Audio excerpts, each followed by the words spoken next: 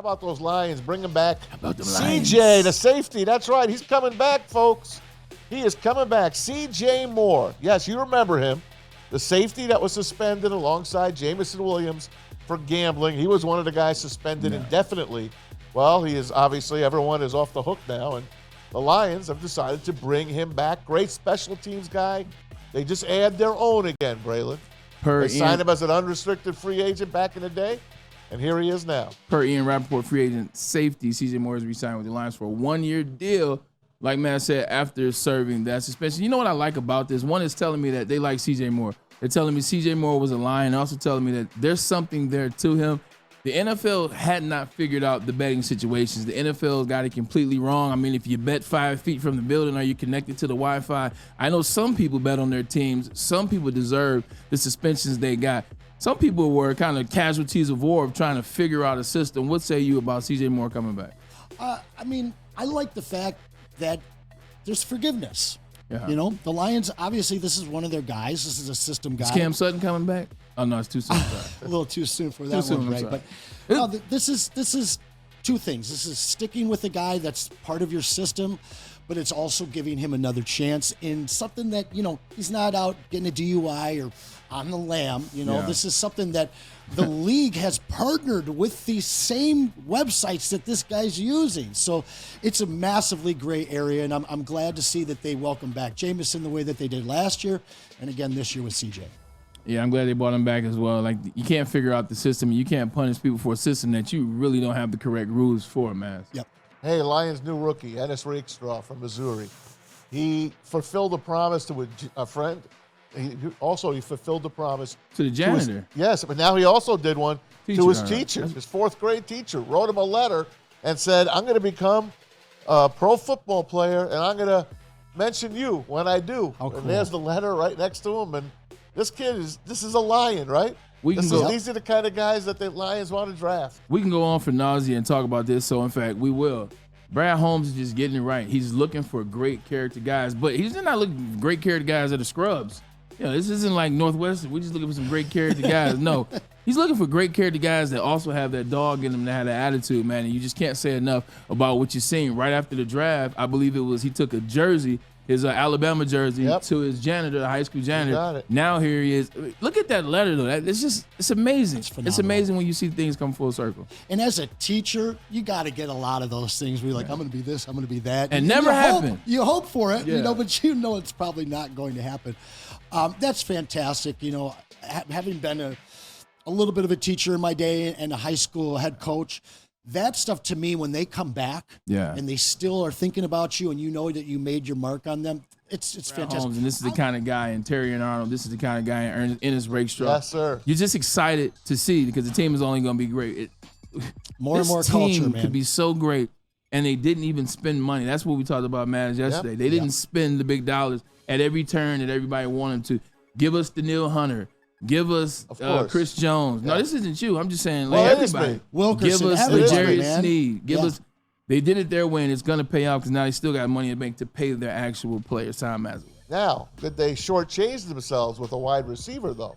Because the wide receivers have fallen off the free agent list. Another one bites the dust today in Tyler Boyd. He signs with the Tennessee Titans. Why? Why though? I want to know what the deal. I mean, well, shoot, they got what? They picked probably up got 1 or 2 years and probably $6 million, right? probably 6 or 12 million. How much did he get? 4.5. So Joel says. Chark landed in San Diego too, right? Yeah. So you know what that means? That meant that Tyler Boyd thought he was worth more money. That means the deal that he was trying to get worth more money, and then that means start people, you know what, we're not going to give you that. And then more and more you start seeing that that's not your value, that's not what people are going to pay you. Then it's like, all right, well, let's take a good deal, and maybe we got to go prove it. This is a prove it deal for Tyler Boyd. Will Levis, they draft Joe Alt, they have DeAndre Hopkins still. Now you add Tyler Boyd. What say you about that offense right now? Are you a Will Levis guy? I like Will. I mean, I don't see him as a top 10 quarterback in the future, but I think he's a top 16 to 18 guy. Okay. With Tajay Spears and a couple of the weapons, they got the big kid they drafted a couple years ago. I'm forgetting his name. Wide receiver Treylon Burks. Treylon Burks. Kind of Gave up Brown for him. Which is true. Give up A.J. Brown for him. Yeah, I think that offense is going to Stupid. be intriguing. I think that it's not a bad spot for Boyd to go and be, maybe even the number one there because Burks hasn't been the guy so far. But to me, that's just kind of a dead end, like short stop for Boyd when he had an opportunity to take a little bit of pay cut and come win a championship. It's going to be interesting to see. And the only reason I said Maz is funny, they definitely tried to do what the Minnesota Vikings did. Minnesota Vikings let Stephon Diggs walk out the door. You know why? Because Justin Jefferson was coming. Correct. I think that's what they thought was going to happen. It hasn't necessarily happened yet. But you still have DeAndre Hopkins. He's still an elite. I won't say he's elite. He's still a damn good wide receiver in this league, one of the best in the last 20 years. He can have it almost 1,000 He had 3 touchdowns season. last year in the game. He can have an almost 1,000-yard season. But what I'm saying is the tutelage part. Yeah. I think Treylon Burks this season is going to surprise some people. And I think that Tyler Boyd move, if you can get something out of Will Levis, might not be a bad one for this offense. By the way, just a side note, last night that reminds me of Bill Belichick on the dais. Unsung hero of Bill Belichick did a great job of roasting salad. Tom Brady, but he roasted Danny Amendola.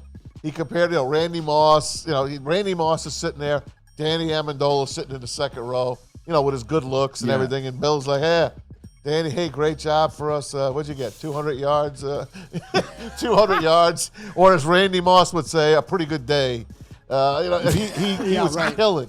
He killed Amendola. I mean, I thought he was fantastic. And keeping with Cincinnati since Tyler Boyd left, on our way home yesterday, my daughter Abby is a huge Joe Burrow fan. Dad, can we stop at the Bengals Stadium on the way home?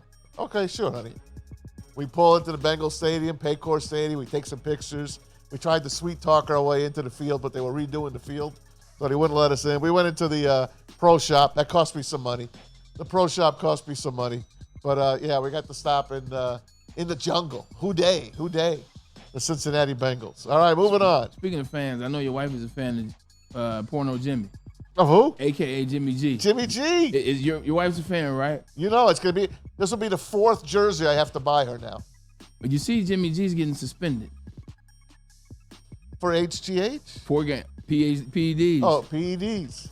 What is Jimmy Garoppolo taking? Well, he was hurt. So he was trying to get healthy. What kind of performance was he enhancing, though? On the field or? Okay, next comment over there, Maz. This guy right here. Nice job, man. He's a sly guy. I like the way you spun that. He's a sly guy. There's kids to watch this shit. Hey, knock it off.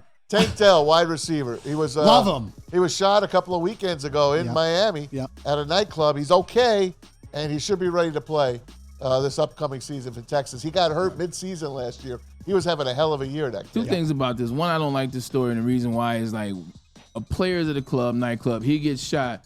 Very minimal coverage.